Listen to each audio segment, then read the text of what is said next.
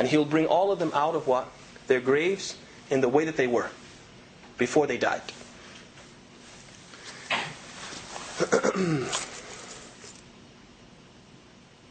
And then these people will be made, they will be all gathered together and made to stand on one vast what? One vast plain. Okay? And the sun will be brought close to their heads, and they'll begin to what? Sweat. And they will sweat in accordance with their sins. To the point that some of them, as they say, سَيُلْجِمُهُمْ الْعَرَقِ, that the sweat will reach what? Their necks, and some to what? Their mouths. They're on the verge of drowning in their sweat. And this is one of the miraculous things, is that two people will be standing next to each other. And one person's sweat will reach what? His ankles. And another person's sweat right next to him will reach what? His mouth. He'll be on the verge of drowning in his sweat. And this depends on what? The people's faith. And this all will happen when? Al-Qiyamah. Now, obviously, if you're in this state, gripped by fear, and all those warnings that you were told about, basically, they're right in front of your face now. The sun is extremely close. You're sweating, and you don't know what's going to happen. People will be gripped by fear and anxiety. And they'll basically want what? This state of tension and pressure and anxiety to end. So they will plead for the next step, which is what? Ash-shafa'atul udma. The next event is what we call ash-shafa'a al-udma, which is where one of the prophets, one of the messengers, has to go to Allah and ask Him to what? To let the reckoning begin. To let the reckoning begin. Okay? This is what we call ash-shafa'atul udma. And what the people will do, they'll start to discuss amongst themselves. We really need to get out of the state that we're in. And obviously, none of us can go and speak to Allah. We have to basically turn to some of the people that He loves, and He has given them a lofty position, and they can intercede on our behalf for the Day of Judgment to begin. So they'll first go to who? Adam. And that will make sense to him because he was the first human being created and the first prophet. But Adam will say, Nafsi, nafsi.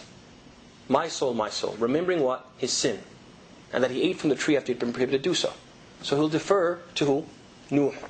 And that will make sense to everyone because Nuh was the first messenger who Allah sent to mankind. But when they go to Nuh, he will also defer it, saying that what? I sinned, I asked for something I had no permission to ask for, nafsi, nafsi, my own soul.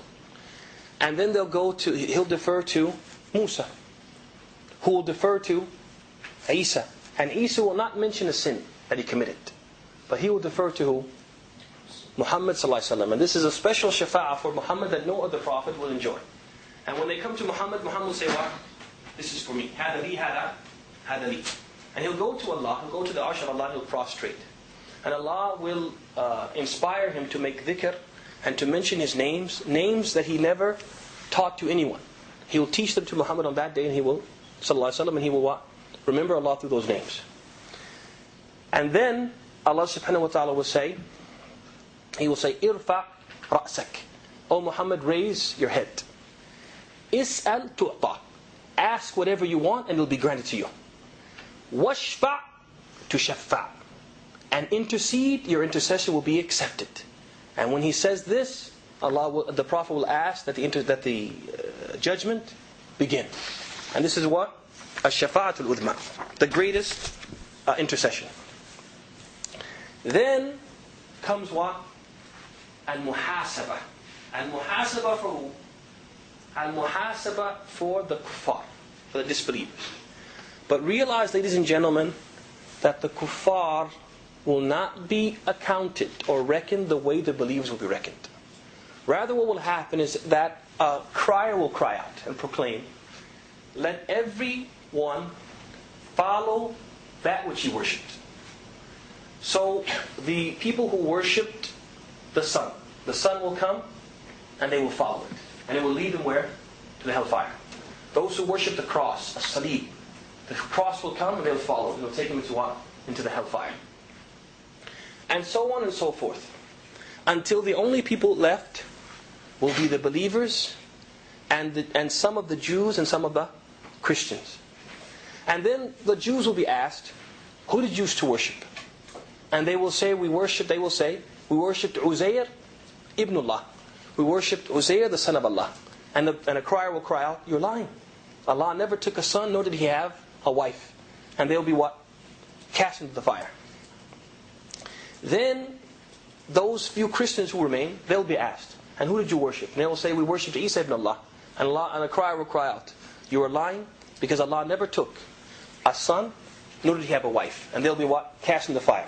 And the only people who remain is who? The believers. The believers. Okay? So this is muhasabat what? Al-kuffar. Then, after that, after muhasabat al-kuffar, will come what? Al-hawd. Al-hawd. And the hawd is the great pond of the Prophet ﷺ, which basically is an extension of Al-Kawthar, a river in paradise which was given to the Prophet. As Allah says in the Quran, Inna a'tainaka Al-Kawthar. Indeed, we have given you Al-Kawthar.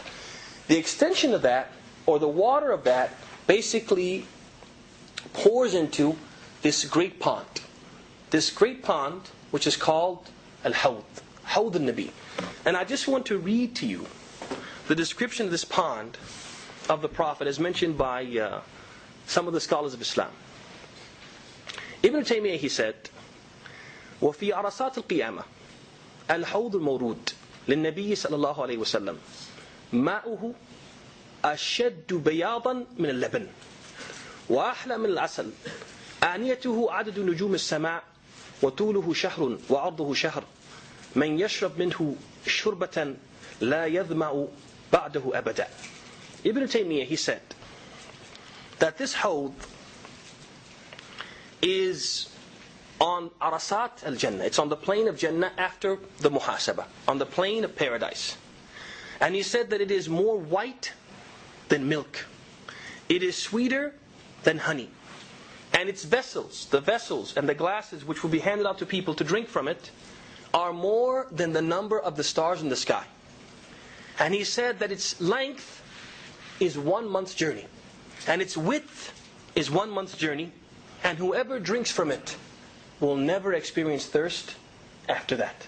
This is the hawd of the Prophet, from which the believers were given to drink after what? After experiencing the sun coming close, and experiencing the anxiety, and after all of the other groups will have basically been thrown into the hellfire, and the believers remain, they'll be what? Extremely thirsty.